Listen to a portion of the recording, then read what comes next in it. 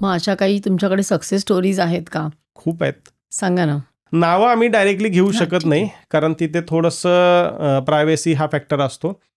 माझ्याकडे एक कस्टमर आहेत की जे सुरुवातीला माझ्याकडे जॉब करत होते आणि त्यावेळेस आले होते. साधारणतः त्यांना माझ्याकडे येऊन आता 5 वर्ष झाले. 5 वर्षापासून ते सलग माझ्याकडे आहेत. ते जेव्हा जॉब करत होते त्यावेळेस त्यांची डेट ऑफ बर्थ पाहिल्यानंतर मी त्यांना हे सांगितलं की तुम्ही बिझनेस करा. ते एका पद्धतीचं कन्सल्टेशनमध्ये होते, जिथं वायरलेस वगैरे असं बरंच काही काही आहे. तर ते म्हणाले, सर बिझनेससाठी पैसे लागतील. म्हणलं, तुम्ही जर ठरवलं तुम्हाला करायचं आहे तर तुम्हाला पैसे उभे राहतील, कारण तुम्ही बेसिकली आहात कन्सल्टेशनमध्ये, तर तुम्हाला खूप मोठं काही फंडिंग नाही गरजेचं. नंबर काय होता त्यांचा? मूल्यांक 9 तारखेचे होते. 9 तारखेचे. ओके.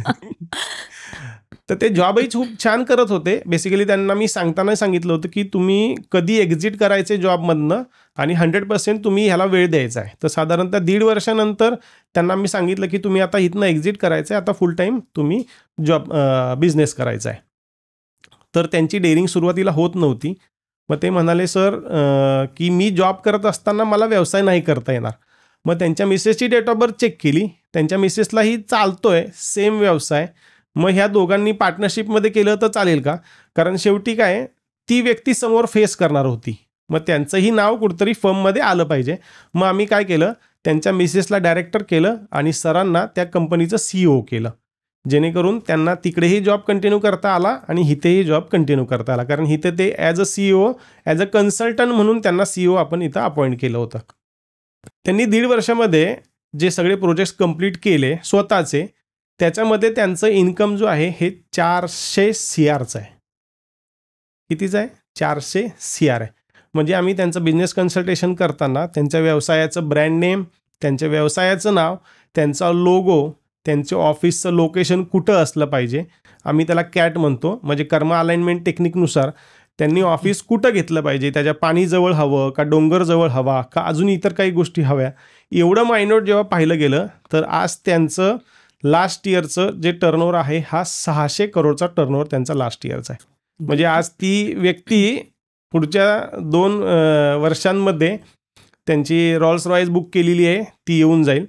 त्यांचं बुकिंग खूप पेंडिंग आहे सध्या, त्यामुळं त्यांना थोडासा वेळ लागेल. पण अशा खूप स्टोरीज आहेत माझ्याकडं की जे व्यक्ती व्यवसाय करत होते, बिझनेस जॉब करत होते आणि आज ते व्यवसायाकडे वळवले बेसिकली की तुम्ही डेअरिंग करा, तुम्ही सक्सेस मिळवू शकता.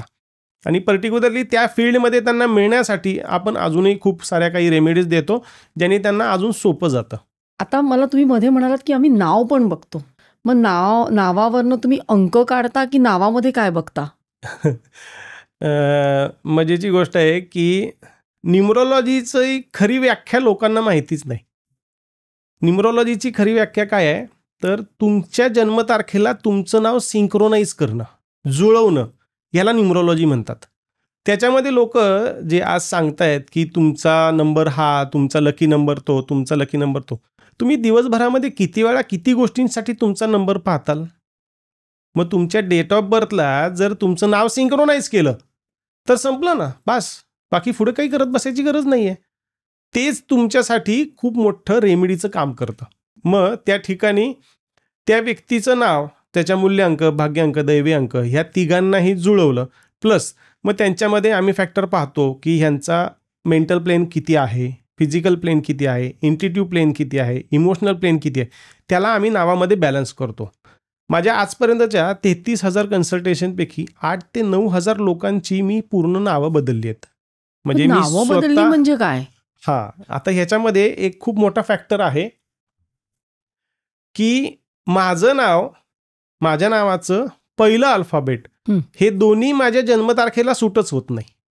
अच्छा. आता माझं ओरिजिनल नाव जे होतं हे अविनाश होतं, ज्यामुळे माझ्या जन्मतारखेला जर ऑब्झर्व केलं तर मला जतकर्म दोष लागत होता.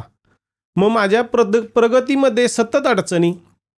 मग जेव्हा मी नाव पूर्ण बदललं जे माझ्या डेट ऑफ बर्थला सुटेबल आहे, मग माझी प्रगती व्हायला सुरुवात झाली. म्हणजे पहिलं अक्षर फक्त महत्वाचं नाही, अक्षरं तर खूप सगळी प्रत्येकाची महत्त्वाची आहेत, पण पहिली 3 अक्षरं जास्ती महत्त्वाची आणि सर्व अक्षरांची जी टोटल येते, ज्याला आम्ही शेल्डियन चार्टनुसार कॅल्क्युलेट करतो, तर ती टोटल पण खूप महत्त्वाची.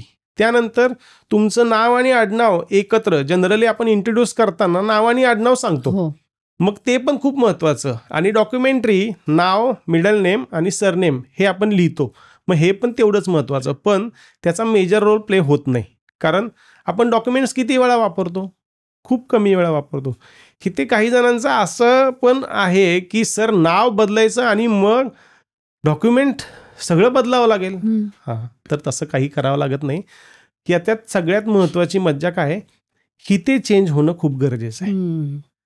कारण त्या युनिव्हर्सला हे युनिव्हर्स जर ट्यून होत असेल तरच तुम्हाला रिझल्ट मिळणार आहेत. मग त्यासाठी त्याची प्रोसेस आहे, ज्या प्रोसेसमध्ये तुम्हाला ते नाव न चुकता 108 वेळेस एका दिवसात एका वेळेस बसल्यानंतर लिहिणं खूप गरजेचं आहे. लिहायचं म्हणजे जॉब लिहायचं. करावा तसं. जप केला तरी सुद्धा चालतो, लिहिलं तरी सुद्धा सर्वात उत्तम आहे. कारण लिहिताना आपण 3 सेन्स आपले ॲक्टिवेट करतो. लिहिण्याचा म्हणजे रायटिंग जो आहे त्याला आम्ही कायनेस्थेटिक म्हणतो. त्यानंतर वाचलं जातं म्हणजे तो पाहतो, आणि बोललं जातं म्हणजे तो ऐकतो. तर हे तिन्ही सेन्स त्याचे तिथे चालू होतात. त्याच्या ट्रिगरने आम्ही जनरली सांगतो कन्सल्टेशन झाल्यानंतर 43 दिवसात तुम्हाला बदल घडायला दिसतील. हो. तुमच्या आयुष्यात बदल घडतायत, आता दिसतोय चेंज, हे दिसायला लागतं.